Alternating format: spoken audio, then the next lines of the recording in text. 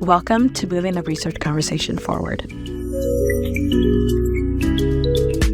After joining a convening of researchers and academics from the best institutions in the world, I was blown away by the caliber and quality of the research and innovative thinking happening amongst these brilliant thinkers. Why didn't I know about them? Why doesn't the venture ecosystem know about them? Why aren't we bridging their thinking with us as practitioners? Something had to change. By moving the research conversation forward past the abysmal stats that women only receive a certain amount of capital, that people of color receive even less, by moving past the abysmal stats and into the research that can unlock an exciting and hopeful future for entrepreneurs and the venture ecosystem as a whole, Moving the Research Conversation was born. Together, let's bridge the research and VC communities, let's advance the dialogue, and let's move the research conversation forward.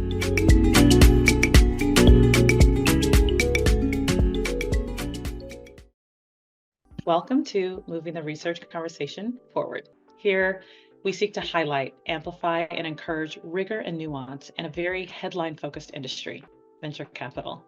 Today, I'm thrilled to have a conversation with Sabrina Howell, Associate Professor of Finance at NYU, and a lot of other very, very fantastic things that we'll hear more about today. You'll hear more about this later on, but what drew me to her and made me certain that you all needed to hear from her is her research and how it impacts us as emerging fund managers and venture capitalists. Thank you for being with us, Sabrina.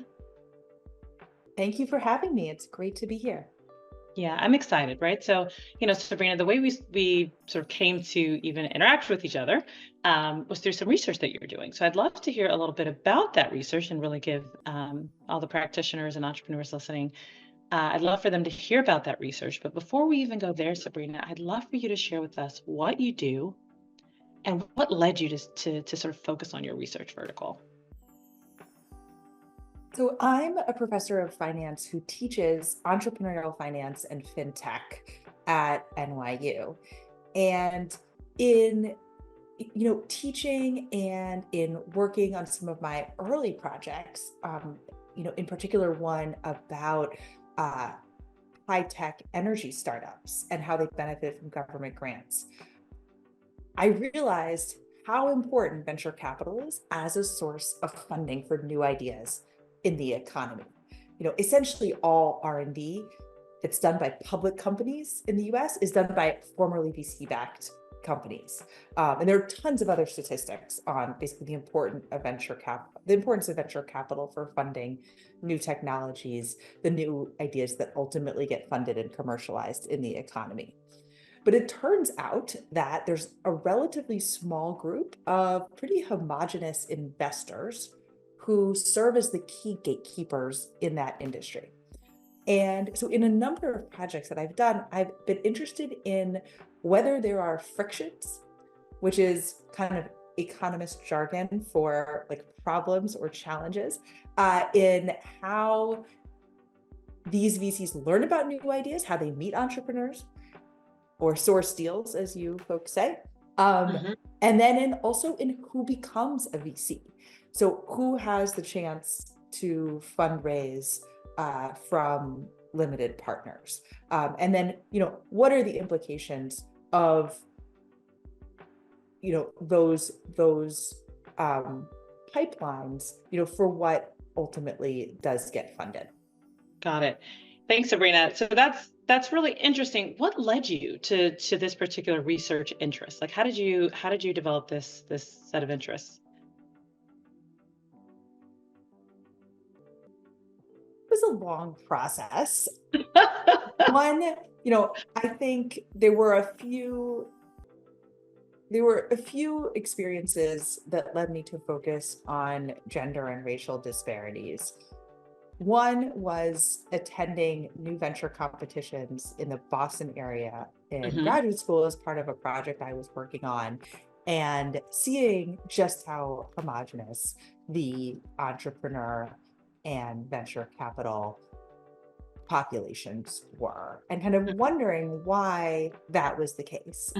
And to what degree were, women or people of color not choosing to join these industries, or were they trying to enter and failing for some reason? And so I started to kind of look into this research agenda about what barriers they face. And I would say the one-line summary of, what not only my research, but other, a large body of work finds is that these barriers exist very early in kind of the life cycle of a startup or a VC firm. That this is really like at the moment of entry is a key point at which both women and minorities are, essentially not entering. And so that's really where we're starting. That's really where we've started to focus on in newer researches on, exactly the fundraising experience or that first decision to, consider launching a startup. And why is it that, certain groups lack the access to networks, access to resources, access to funding at that earliest moment. And then once you gain some sort of traction, essentially things kind of get easier, is what the results suggest. Well, I love that. So let's double click a little bit on that moment of entry that you just described. What does that mean? What does like moment of entry mean for venture capital firms and for entrepreneurs? Right. So, I can be a bit specific on both fronts. So for the entrepreneur, there's this initial interest, and then the person has to decide whether to go ahead and commit themselves to the startup. And getting that early stage VC funding is then going to be crucial to like moving the company forward and kind of sticking with it. So I did some research using internal data from Harvard Business School's new venture competition, which is elite competition judged mostly by VCs that HBS runs every year. And essentially everybody at HBS who wants to become an entrepreneur goes through this competition. And we exploit random variation in the number of VC judges that an potential entrepreneur is exposed to as part of the competition process, to show that actually getting randomly exposed to an additional VC substantially increases the chances of VC-backed entrepreneurship after the competition.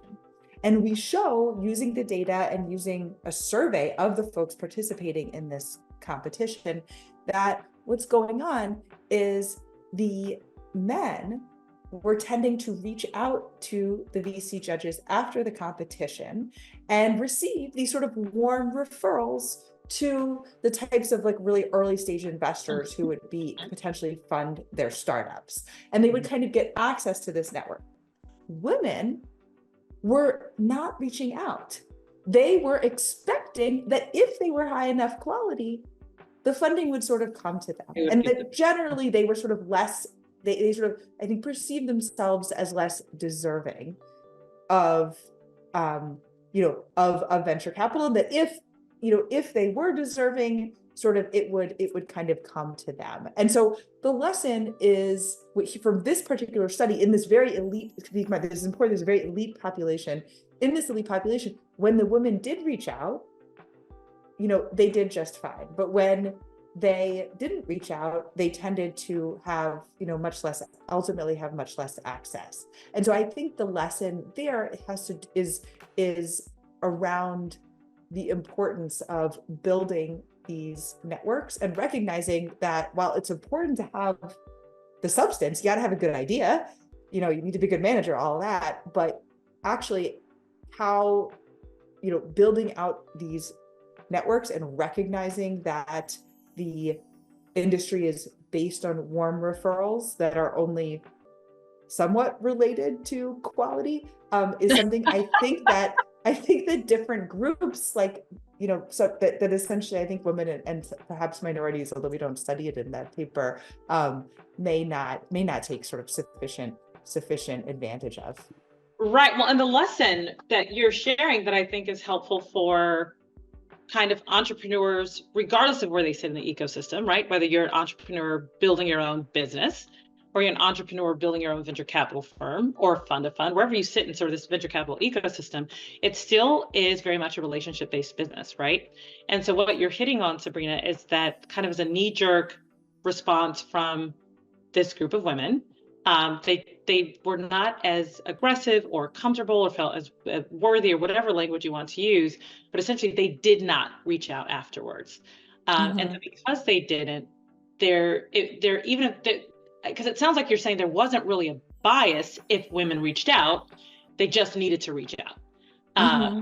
And setting aside that this is an elite group of women, the lesson or the takeaway is that you have to take that extra step and build out your network, do the reaching out, because that's going to make the difference. If you sort of wait for it to come to you, it's just not going to, because kind of your male counterparts are aggressively reaching out to these folks, right? And capturing their time. So if you're not doing the same thing, you're not going to be reached out to. It seems likely that network-based access to investment opportunities isn't going to be perfectly correlated with the quality of ideas. And therefore, relying on networks for information is going to lead to inefficiencies in capital allocation. That is, the best ideas won't necessarily get funded if there is this lack of correlation between who has the right networks and who has the good ideas. And so, that's essentially what some of my work is showing. Now, yeah, go ahead. Well, I'd love to, before we go forward, Sabrina, I want us to rephrase it in layman's terms, right? Because essentially what you're saying is the best ideas don't necessarily get funded if they're not in the best networks, right? So there's both a need to be well networked and have a really great idea, but you can be well networked and not have a great idea. That's going to work out really well. That could also work out well for you. But if you are not well networked and have a great idea, that's sort of that correlation doesn't necessarily work in your favor. Is there a hack? Was there an insight that you could essentially say, so based on this, how do you, how were people creating networks that didn't exist? Because as we, I think, know, these women and folks of color don't necessarily have the networks. When you looked at these homogenous groups, they typically weren't women and typically weren't people of color. So then how do they hack that? Right. So this is a really good question, and it's very difficult. Essentially, you have two ways to, gather information when you're dealing with a situation where it's very difficult to assess, you don't have perfect information about the quality of startups or perfect access to, what's going on in the entrepreneur's head or at the company. Right. And so investors have to both, and I'm going to actually move to thinking about the GP perspective in a moment, but investors, whether they're an LP investing in a fund or a VC investing in a portfolio company, they basically need to either rely on hard signals like actual information or a gut reaction that reflects trust and networks and what we call soft information, like how much we think we trust someone. And there are problems with both dimensions from the perspective of traditionally underserved groups. On the hard signals, we often use proxies like, did you go to an elite school, that are going to be, that may not be exactly correlated again with the quality of the idea, right? So if you went to Stanford, and you're observably wearing a sweatshirt, maybe I think you're more likely to be a successful founder because I have funded a lot of successful guys in sweatshirts from Stanford before. And so that's so that's a problem with sort of hard signals. And then when it comes to your trust, how much we trust someone in our gut reaction, there's a great deal of evidence that we trust people more who are like us. And it's incredibly difficult to escape that bias. And so it's been shown, for example, with angel investors, that women angels tend to prefer to fund women, and men angels tend to fund men, and and so trying to say, okay, well, I'm not going to just focus on these observable hard signals, I'm going to focus on whether I really trust the person. You have to make sure, that we're not falling back on these heuristics that really reflect homophily, and which is liking what is like us, which again may cause us to miss good ideas, that just aren't so familiar. That's right. And so what I'm hearing this and trying not to feel discouraged, right, Sabrina? In the sense that it's like, okay, well, if we know that, women tend to prefer to invest in women, men tend to prefer to invest in women and men. We have wonderful investors in our firm that are men. And what are the things for entrepreneurs and venture firms alike or what are the insights that we can add to our fundraising journey that will help us build trust with groups that do not have, where there is not a lot of homogeny, right? Where there's a good deal of difference. Well, I think some of the efforts that I believe have shown success in terms of enabling a larger variety of players to sort of enter and succeed are public, what we call public solicitation, or on the entrepreneur side, like a crowdfunding model, where there is an ability to kind of see a large number of deals in one place. So I think AngelList serves this function to some degree. And there is, rather than relying only on these sort of warm referral networks or cold calls, where we tend to reject a lot of cold calls that don't immediately strike us as having high potential because they fit into a pattern that we've seen before. When you have a public platform and the ability to kind of publicly advertise, the entrepreneur or the potential GP can present a sort of suite of information about the project or the fund that they're hoping to sell equity in, and ideally highlight the substance rather than some of these sort of traditionally softer signals, or proxies that are tend to lead to some of these disparities. And as one example of this, I'm doing a project right now on the role of general solicitation in fundraising. So in the US, if you want to sell equity, you have to register securities with the SEC, which is this long disclosure process with a lot of legal fees. And so instead, rather than register, what basically all private capital fundraising events do is that they employ the Regulation D exemption, also called 506B, is the traditional exemption. And what this says is, look, if you have a pre-existing relationship with your investor and you do not publicly solicit to source investment, you don't advertise, then you can sell equity without registering with the SEC. And so this is designed to protect retail investors from some of the exploitation that ultimately led to the Great Depression, the crash of 1929. And the rule has been in place since 1933. But what it means is that GPs have to personally know LPs. And that, we think, could make it difficult for emerging managers to raise funds and access limited partners, especially emerging managers who don't benefit from those traditional networks, folks who are, especially women and minorities.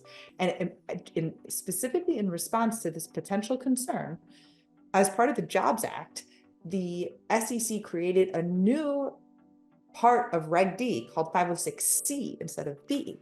Of which MLE Ventures, we registered 506C3. Well, there you go. Amazing. So this is like, you're like a real live case study of what we're finding, which we never, is so rare in economics. We're often very divorced from the real world that we're studying. But so here, what this is doing is it allows funds to use public advertising or general solicitation when they're fundraising. And with the specific idea that maybe this would, reduce some of these disparities in who gets to become a VC, who is a GP. There's some research from a couple of years ago showing that like 7% of VCs are women. And I think it's like 2 or 3% are Black or something like that. It's very, very small. So this is an overwhelmingly white male industry, and the SEC actually created this rule specifically to try to allow more entry. And I'm studying this sort of for the first time, but like, see, well, who is using 506C? Is Emmeline like the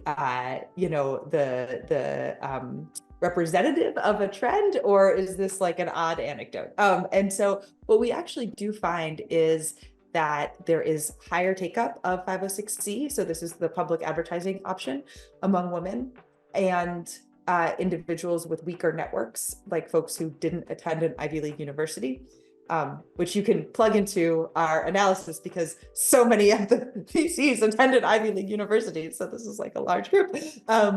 And they also tend to raise smaller funds that tend to be located outside of the big hub cities, like New York and Boston and San Francisco. And as you might expect, they tend to raise more from individual LPs as opposed to big institutions like pension funds. And here's kind of an interesting twist. We find that they tend to have higher returns on average. And this is based on data that we have from PitchBook about IRR and cash on cash multiples. And it sort of suggests that you have to kind of be higher quality in order to get that arm's length funding. What we call arm's length in finance is like, you don't know the person that you're fundraising from. And so, I think that's super interesting. And it points actually to something that we found in a survey of investors, which it has to do with why there isn't more use of 506C. So actually 506C is only used in like 5 to 10% of Reg D fundraisings. And the question we have is like, well, why isn't it more widely used? And the one answer has to do with the fact that there is a bit more of an accreditation burden. So it's on the GP to accredit their investors. You know that? It's a big burden. So, So let me ask you, why, how big is that burden, and why did you want to use C instead of B and get that and use the public advertising option? My quick answer is we didn't understand the burden, the level of burden that it would be that with each limited partner, given that most of our capital is coming from individuals. Each individual has to go through that verification process. It's oftentimes their first time. So for us, it ends up being very time intensive. And it also, obviously, there's a cost associated with every single LP doing that. So it's burdensome both financially, and it's burdensome from a time perspective because of the amount of effort that goes in for every single LP. We did not fully, so we're on our fund 1. We have a fund 0, which is our own private capital. So we didn't have to go out and go through this process. Having gone through this process, I think it'd be interesting to see what we do for our fund 2. But that's why we did not fully understand the amount of how much of a burden it would be. We're still very happy that we've done it because it really allows us to, promote the work that we're doing. So I know we're almost out of time, and there's 2 things that I would love, or maybe 3. So I'm gonna ask you these like lightning questions, Sabrina. Share with us, just kind of bite-sized answers on sort of what data do you think, or what research do you gather that you think is not spoken of enough, and that would be really helpful for people like myself and entrepreneurs. So that's one question. The other is, if the entire VC industry were listening, not the entire industry is listening, but a lot of people will be listening, what would you want to say to them, right? And I don't know. The other thought that I did want to ask you, and maybe we won't hit it today, but I was going to say, like, what single piece of research do you think would help women entrepreneurs, given that you and I share this passion for amplifying and uplifting kind of women entering a space where they haven't been? For women fund managers and women entrepreneurs, what insight in particular do you think they would most benefit from? Well, there's a lot there. I know. I think So you started with, what information do we have that we usually don't hear about? And I think, especially given what we've focused on today, taking a second look at how you're sourcing your deals, or if you're an entrepreneur, how you're accessing investors is worth doing. And just think about, am I using a broad enough array of channels and an objective process that will potentially allow me to access the biggest hits, rather than just kind of going with my gut and trying to, base my decisions off of successes that I've seen before. And often, of course, in VC, we want to fund novel stuff, not things we've seen before. Right. Sabrina, this is really, really, really great. Thank you so much for joining us today. Thank you so much for sharing your insights. I would love to be able to invite people to connect with you somehow if they'd be interested in reading your research. Where should I send them? You can send them to my website, www.sabrina-howell.com. And I would love to hear from anybody who has any questions. And it was just great to talk to you. You're doing terrific work. Thank you, Sabrina. This is wonderful. Take care. Bye. Bye-bye.